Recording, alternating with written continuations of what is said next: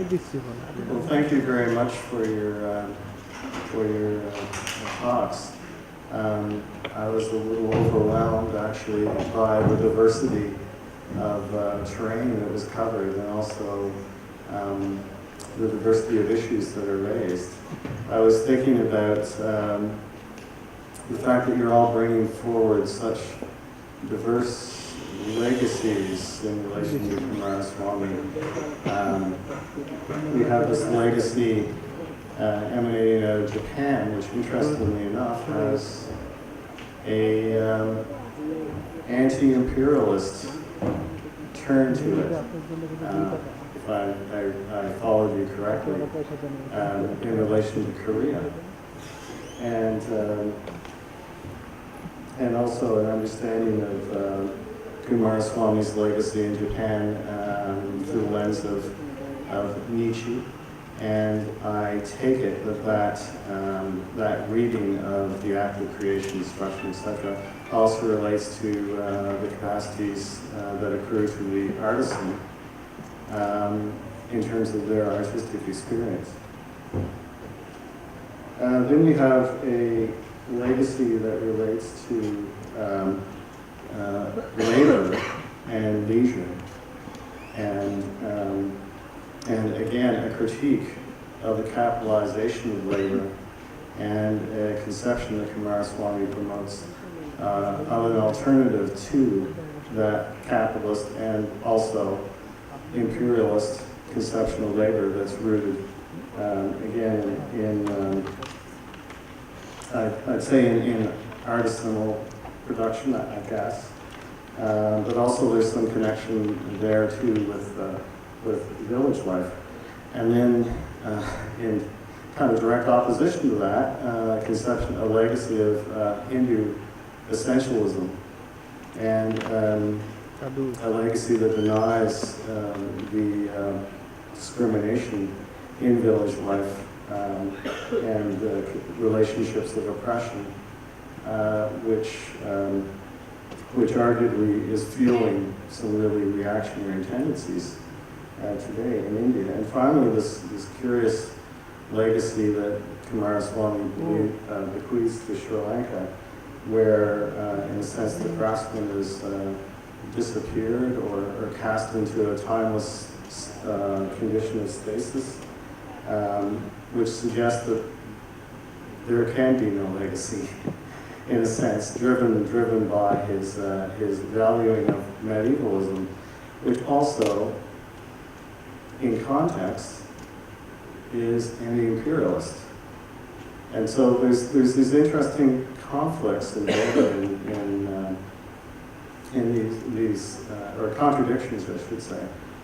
Here, I see, in terms of a collective presentation of legacies that seem to be at odds with each other, or across different contexts we have different unfoldings of Kumaraswamy's legacy. So I was hoping that you could talk a little bit about that, or expand on that notion, this tension detecting across your talks in relation to anti-imperialism, industrialism, his conception of nationalism, how that conception of nationalism can transfer, in the case of Japan, into an anti-imperialist project, for example, how that nationalism can transfer, in the case of Sri Lanka, into an actual eraser of Kumaraswamy himself. He's a bad kind of persona for the Sri Lankan. How that legacy could be turned on its head into something very essentialist and feeling religious adversity, and how that legacy has this nascent formulation of anti-industrialism through leisure.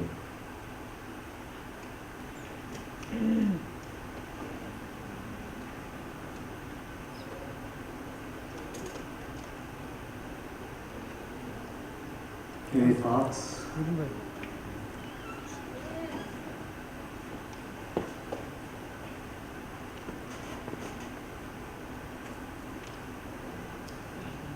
Please.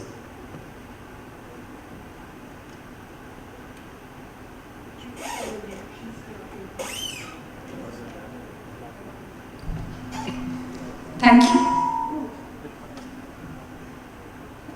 Thank you for your reactions to our papers and also for knitting them all together. I must say I really enjoyed being on this panel, also because of the various contradictions between our papers, but also the overlaps. And what I also really enjoyed was when Iftikhar was showing the craftsperson and how the craftsperson is represented from bending double to becoming a cipher and spectral. And in my paper, I critique Kumar Swami's romanticization of the artisan, but then end with the fact that you can have a craftsperson or a subaltern artist speak for himself, with Raj Kumar speaking at the symposium. So the importance of the discursive, and you won't believe this, but you're showing these photographs from medieval Sinhalese art. But even when I talk about the fact that a craftsperson should not be represented in a particular way, even in our contemporary times, to our journalists, for instance, when they had asked me to talk about this arts crafts debate recently, and I said, please use a photograph of Raj Kumar talking at the symposium. They did not do that. In fact, they took up a generic photograph from the net, where again the craftsperson, if not bent double, is standing with her or his there, as if, to sell them. So this continues, what you have shown us in medieval Sinhalese art, and they still will not accept that a subaltern artist can talk for herself or himself. And I think that that's the specter of the craftsperson, as you were talking about, and the specter of Kumar Swami continues to haunt us. My thoughts on that, actually, I was thinking of the paradox of Ethel Partridge, who is herself a craftsperson, taking those photographs and the function of the photographs as described by you, to be a kind of a racial function. Yeah, sure. I was thinking about Ethel Partridge, Kumar Swami's first wife, taking photographs, and she's a craftsperson. But the function of the photographs, as you described in many of the Sinhalese art, is to kind of erase the presence of the craftsperson, which, of course, and their articulation and so forth. But that also got me thinking about Kumar Swami's narrative about crafts in relation to nationality and identity that transcends individualism, which of course is a big issue in his critique of industrialism, as well as repressing individuality. and the arts and crafts is a medium through which that individuality and creativity can be expressed. At the same time, he conceives of the artisan as an essential vehicle for the community's cultural legacy, and that's why he's so upset with the erosion of craft traditions in India through the imperialist process. So it's quite shot through with different readings, I think. Can you expand more on that? I was also curious,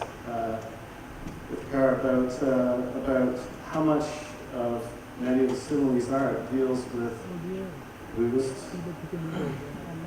Buddhist art and or Hindu art, and how he talks about those two together in relation to Sri Lanka. So I mean, this really begins actually with Birdwood, 1878, 1880, the two publications by Birdwood, where Birdwood begins to tie, craft objects to mythology. Okay, one doesn't have to think of craft that way, but that's how it ends up being.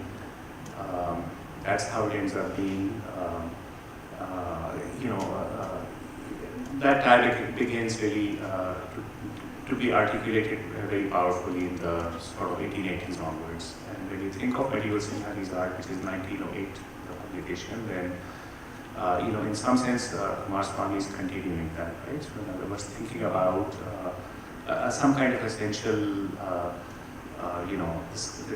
kind of essential tie between what I might call craft labor, okay, the production of the object and its relation to mythology. Okay, now what I would argue is that these are actually contingent relations. Okay, and they are not necessary relations, but they become necessary relations. Okay, in the hands of these ideologues. Okay, so that's one thing.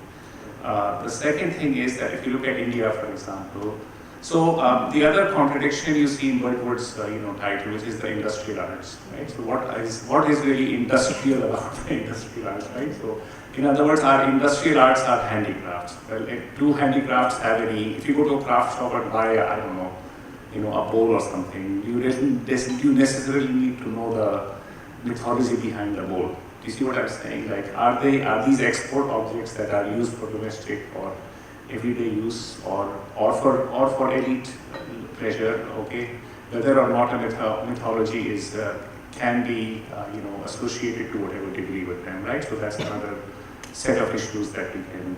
So in other words, even the British. So the economic angle for the revival of craft is, well, crafts, artisans should be able to produce stuff and they should sell it, and their labor and their skills need to be re-dignified, right? Which industrialization is corroding, etc., etc. Okay, but then it's also tied up to this basically primarily Hindu, but also to some degree Buddhist mythology, right? Which Nancy has brought up also. In the case of India, you have millions of Muslim craftsmen, right? For example, working on cloth, for example. So what is their relation to mythology? You see what I'm saying? I mean, maybe there is one, okay? There is one certainly in certain cases, but these equations are not. They are not like they are not determined by in unidirectional or unified kind of relationships. Okay.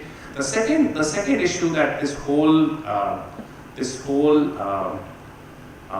viewing of craft in village India, right? So this village India business also begins around 1880, right? Where village India is seen to be the repository of authenticity, right? And urban life is corrupted, etc., etc. Okay, what that does is, and it follows through, as Nancy has shown, all the way through into kind of the Indian National Congress and independence struggles, right? And to put it bluntly, the problem with that is that it evacuates, what can happen in cities, okay? What can happen with traffic, with modernity, of artistic forms and even, artisanal forms, right? So, and one way to think about it, we talk about urban informalities today, right? But how far back do you want to go with urban informalities? In other words, all the people who are thrown out of craft production, okay, in the late 19th or early 20th century, what do they do? Do some of them move to cities and acquire other kinds of skills, right? Why are they not recognized as craft practices? Okay, so in other words, if you walk outside, I would say that Dhaka is full of craft, right? If you just walk in any street. So in other words, what are we really thinking about when we think of craft? Are we thinking about labor? Are we thinking about a certain kind of skill? Are we thinking about a certain authentic, materials or authentic patterns and ornaments that are applied to them, right? So I think if you begin to parse out these questions, it becomes a far more interesting and dynamic way of thinking about, this ensemble of questions, right? And how they kind of migrate, from really the late 19th century into the present, okay? Rather than simply thinking of this. And of course, the problem is very clear, right? Where is the time of the medieval, right? In the case of the arts and crafts movement, that's a pretty safe distance of several centuries, right? But that's a powerful metaphor. Yeah, but for the sake of, for Kumar Swami, it's a real, is the medieval still vestigial today, okay? Or is it safely separated by several centuries that he can recover in various ways? And I think that's the mind he finds himself. That's the mind of the project. Thank you. I imagine there must be a few people with questions, so I'd like to open the floor to those. Do we have a mic? Please. Please.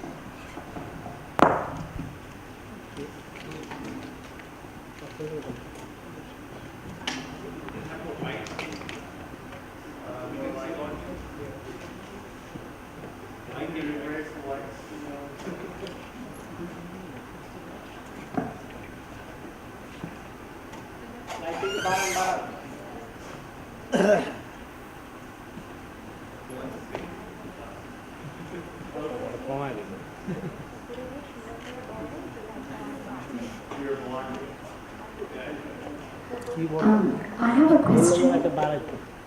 Sorry, I have a question for Iftikhar and Nancy. Iftikhar, you spoke about the MSA, which was written in 1908, and then the Indian Craftsman, which I will speak about tomorrow, which comes soon after in 1909.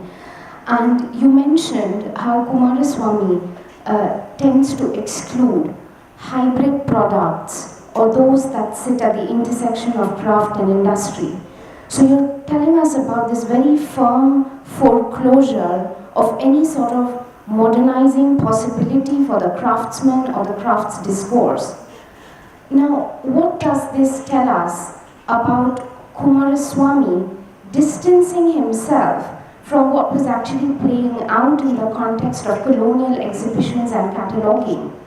Because if you look at a lot of other so-called protectionist ideologues, Birdwood and Thomas Holbein Henley included, they seem to be actually endorsing the hybrid for the sake of craftsmen and these same issues that you spoke about in terms of giving employment to craftsmen. So, what does this tell us about Kumaraswamy's posture? And this loops back to the point that Nancy made, that Havel and Kumaraswamy as ideologues remain just that and seem to then distance themselves from what is playing out in the context of practice, production, and display. So this sort of importance of text over practice that Nancy mentioned.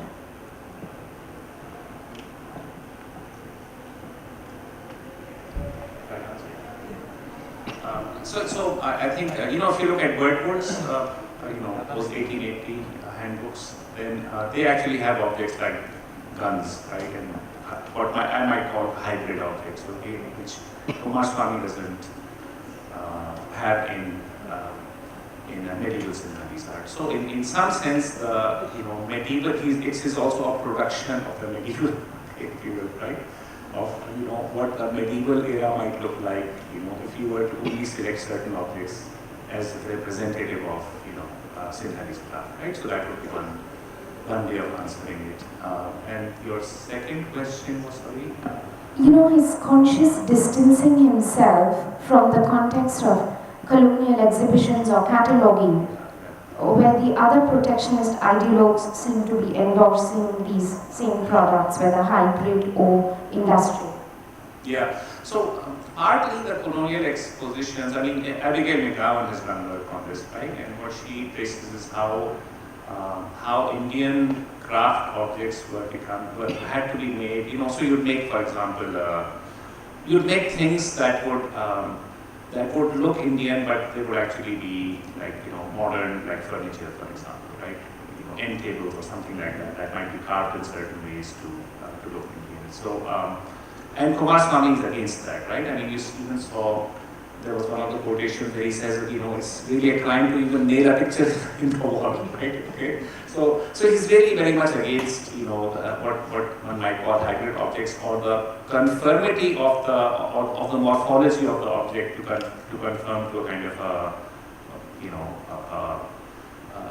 Europeanized interior or something like that. So he's also, very, he's interested in kind of excluding those aspects as well.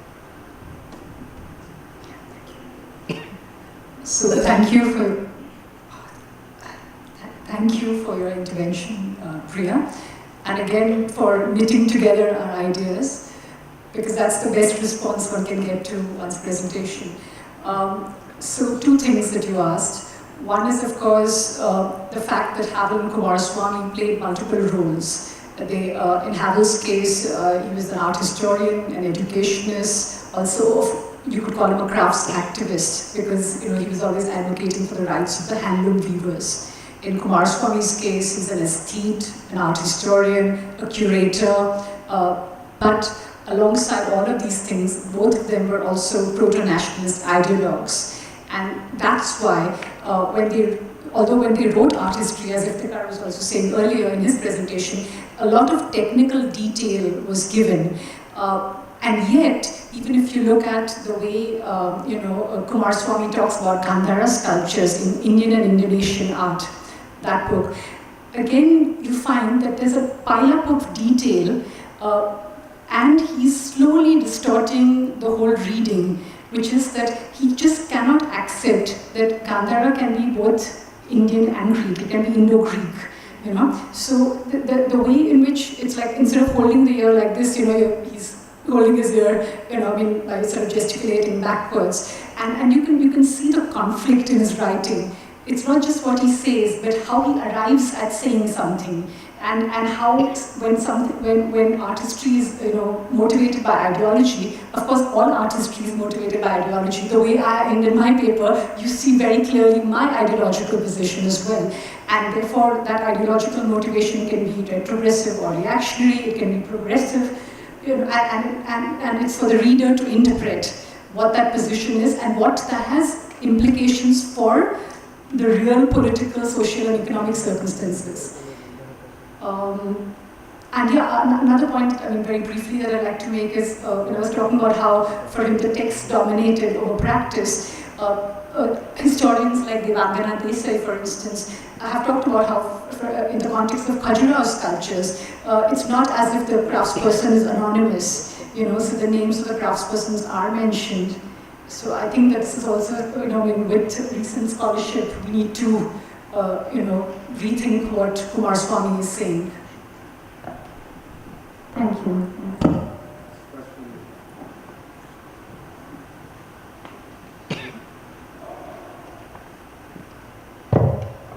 Thank you. I'm sorry I missed the first part of the presentation, but I'm extremely enjoying this discussion because it reminds me of a discourse that's happening in Canada at the moment about cultural appropriation, especially with regards to the indigenous arts and culture and their representation in popular symbolism and so on and so forth. However, I would like to ask a question about the presentation which discussed the ethics of Shantiniketan in terms of the relationship of teaching art and developing a tradition of creative elements of a craftsman. So the way Shantiniketan set up was which is being discussed in England at this moment as the discussions with the Sarat Maharaj recently concluded. So can you just talk a little bit about what would be a suitable interpretation of Shantiniketan's style of education setup, which was more closer to a craftsman type nature? If you get my gist on this, going back to maybe the native modes of teaching arts and craft and lessening the distance between art and crafts.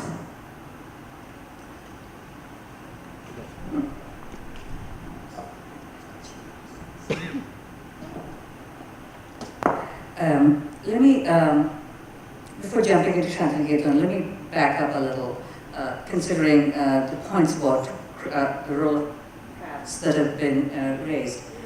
And, I'm not a Kumaraswamy scholar, okay? But having gone back, actually, thanks to Mustafa's request, having gone back to look at Kumaraswamy's text, I think that they're actually far more complicated than I remember of my initial readings. In other words, he's actually, if you look at he does not think of craftsmen as necessarily anonymous. He does not necessarily think of them necessarily belonging to the village community. They're actually far more nuanced. He talks about specific craftsmen, specific artisans. He talks about, as many as, artisans in towns as in villages. There are certain tropes he does use. We know he's an Orientalist, okay? We know he's a nationalist idol. My temptation here is to resist jumping into the nationalist ideologist discussion, because that's a very easy one as far as I'm concerned, because he obviously is one. But what else do we want to get out of his reading, returning to Kumaraswamy now? If we have to think about the two things, one is Kumaraswamy in relation to colonial exhibitions and the entire, the institution of colonial exhibition. And the second thing, what you're asking is the institutions that came after and during his lifetime. So let me address the colonial one first, because they're not always routed, and the Shantiniketan is not all routed through Kumaraswamy, okay? It comes from all sorts of diverse, reasons. I mean, some of them very, practical and pragmatic, not necessarily even idealistic, okay? There's an issue of cost. There's an issue of, expense. How can you set up an art school with such frugal resources? There's some very practical considerations there. So I'll hold up to that, on that. The issue with colonial exhibitions is that those who make the decisions about what is to be exhibited, how it is exhibited, including the designs, were dictated by the colonial authorities, not by the artisans. There's a reason why the jail weavers or the jail artisans were chosen. It's a clear statement, and it was not made in jest, that the only way to make Indian craftsmen work is to put them in jail. In other words, you need to create the conditions that force them to participate in the production process in a particular manner. And it's not, there's also a reason why so many of those who exhibited in colonial exhibitions in Europe were prisoners. Is because the entire system of prison management has been made into, you could not, it is not a Foucauldian system of prison management. You cannot reform them morally. So what you can get out of them is labor. That's why all the prisons had factories in them. They were actually phase of production. Okay. So you're trying to get out of them. Literally, because they're not Christian, you cannot reform them. So what can you get out of them, right? So, in other words, they're not even citizens. So it completely deviates from that. So in other words, they're subjects, and they're recalcitrant subjects. They don't work. So this is the forcing. The problem that the colonial authorities faced with the artisan and craftsman is that you give them something to do. There's a cult, Anna, and the cult is deferred. Tomorrow is forever deferred. They explicitly talk about this. Kumaraswamy does take a very different take on that. The temporality, why not tomorrow? His problem is, yeah, it's tomorrow. What's your problem? That was an important question to ask at that time. And I'm not sure, that's actually still a very important question to ask now. The value of inefficiency. Why does it have to be fast? Why does it have to be big? And so there's something there in his opposition to the colonial dictates of the time, which unilaterally decided what was art and what was not. One thing one has to give Kumaraswamy is that he categorically rejected the distinction between fine arts and decorative arts. Not a lot of people at the time could do that, particularly taking Indian, the arts of the South Asian subcontinent. Moving to Shantiniketan. Shantiniketans, they were experiments. There were lots of different opinions.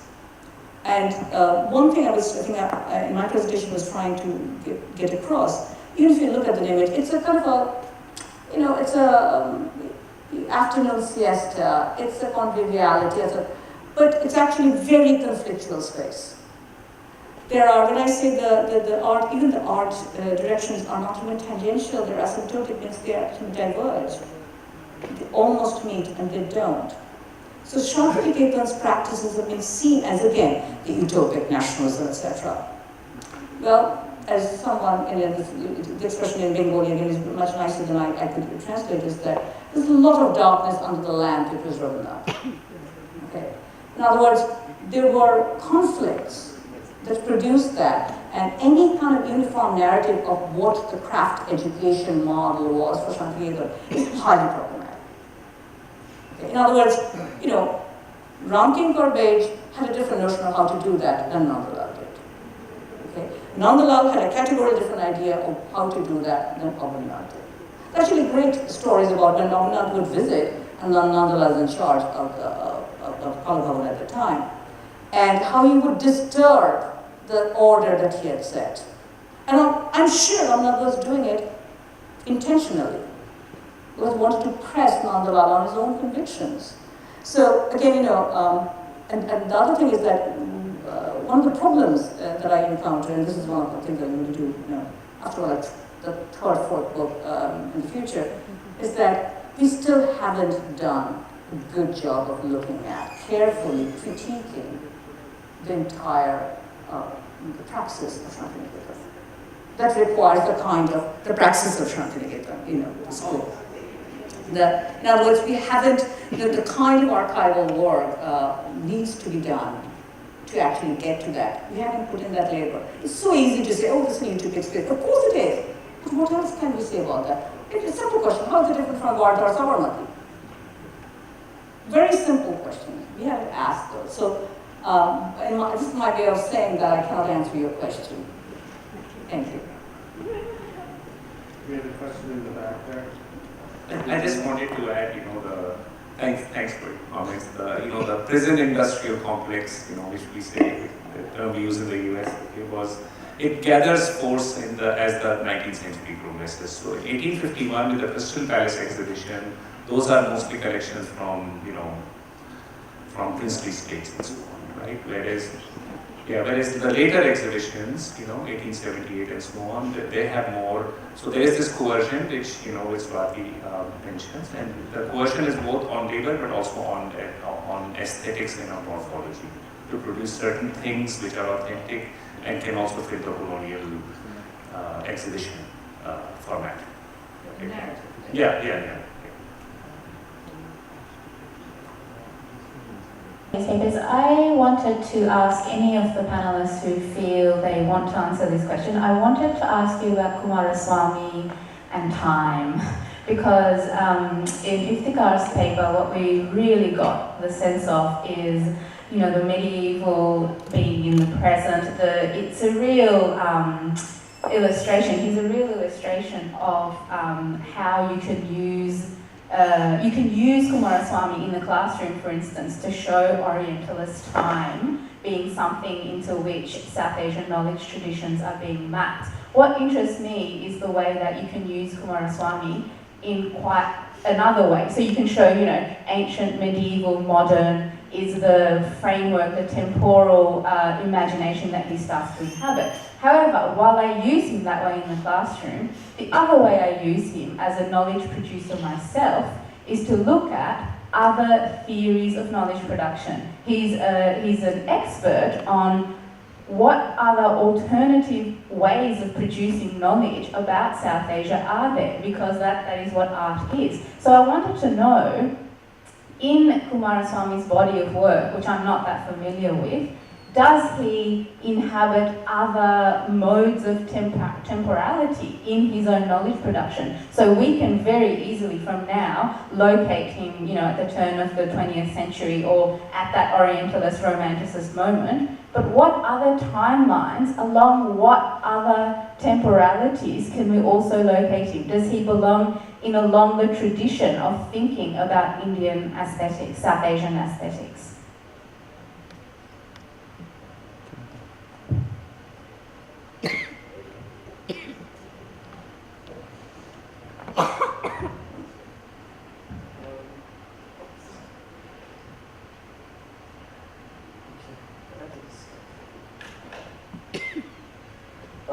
I'm not sure if I can sufficiently answer that question, but I do want to highlight one point here, that on the one hand, I do recognize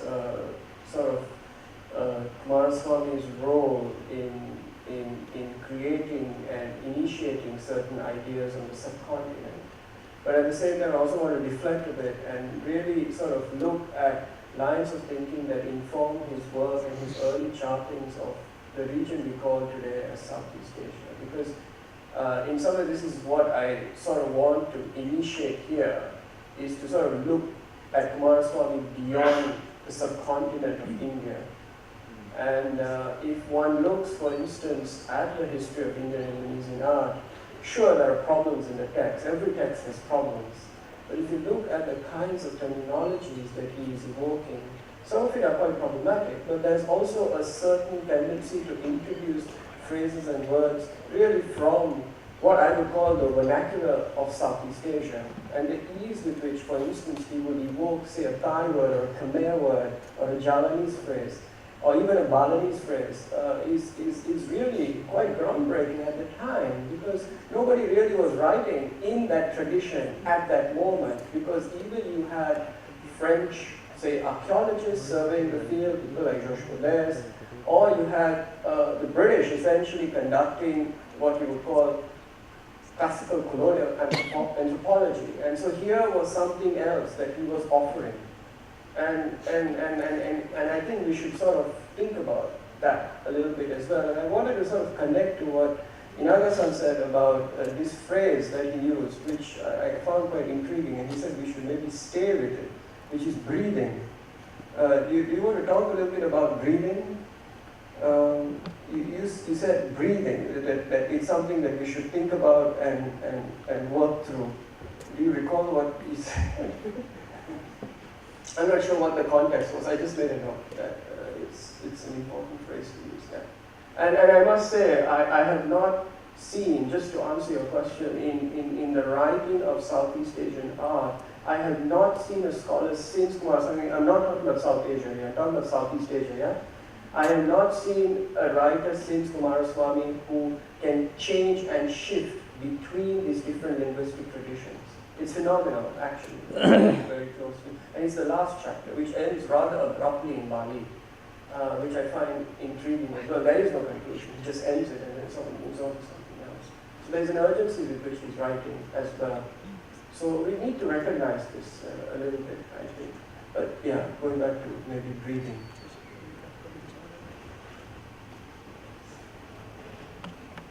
In fact, that kind of writing doesn't happen anymore, as far as I know. My remark is rather kind of reaction to this very good observation. Yeah, the medieval is itself a very, a very charged term, and why Kumaraswamy chose that title for his book will be much more important, or no less important than how to make that so-called textbook. And easily speaking, there are two things. Yeah, just think of the Gothic revival, and medieval had a very positive connotation in nationalism, even in Europe in the second half of 19th century, so as to get rid of the aesthetic influence of Greek, Roman criteria. And it was also the case in France, it was also the case in Britain, and maybe at the beginning of the 20th century, in say on Indian context, it has a political effect. This is one thing. And the definition of medieval is, as Kumaraswamy was saying, there is no distinction between religion and art, for example. And they are one, that he was saying in the quote. And also, as you know, the techne is retranslated into ars in Latin. And the so-called medieval age, there is no practically speaking, no distinction.